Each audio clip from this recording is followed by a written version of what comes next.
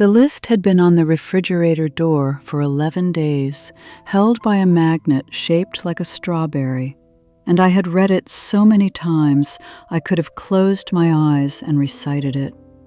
Surgery, 8 a.m. Don't forget the insurance card. Call the house when she's out.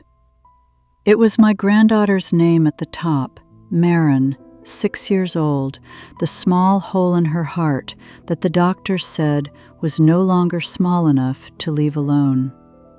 I am 67, and I have buried a husband and outlived two of my closest friends. And still, I did not know what to do with my hands those 11 mornings except wring them over the same cold cup of tea. I worried like it was a job. I worried the way some people clean, relentlessly, in corners no one would ever see. I rehearsed the bad news before it came, so it could not surprise me. I lay awake, building the worst version of every hour. My daughter would call to tell me Marin had picked out the stuffed rabbit she wanted to bring, and I would hang up and immediately imagine the rabbit sitting alone on an empty hospital bed. I thought, if I just carried enough of the fear myself, maybe there would be less of it left over to land on her. The morning of the surgery, I could not sit. I stood at the kitchen window before the sky had any color in it, watching the streetlight at the end of the drive, my Bible open on the counter, though I had not really been reading it so much as holding it. The house was so quiet I could hear the refrigerator hum, and on the door, under the strawberry magnet, the list. Surgery, 8 a.m.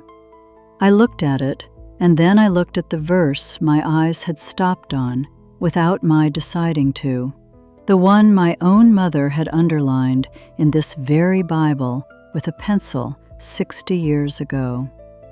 Be careful for nothing, but in everything by prayer and supplication, with thanksgiving, let your requests be made known unto God. It was Philippians 4:6. Be careful for nothing. I had always heard that as, be careful, watch out, brace yourself.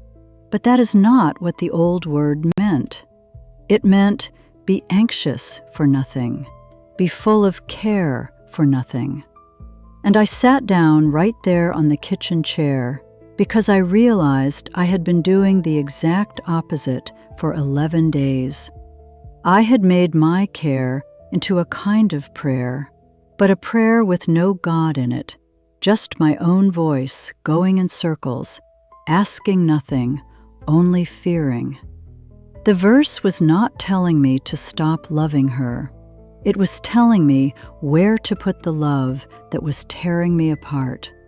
By prayer, by supplication, with thanksgiving. So I did the thing I had not done. I asked. Out loud in the empty kitchen, I made my requests known.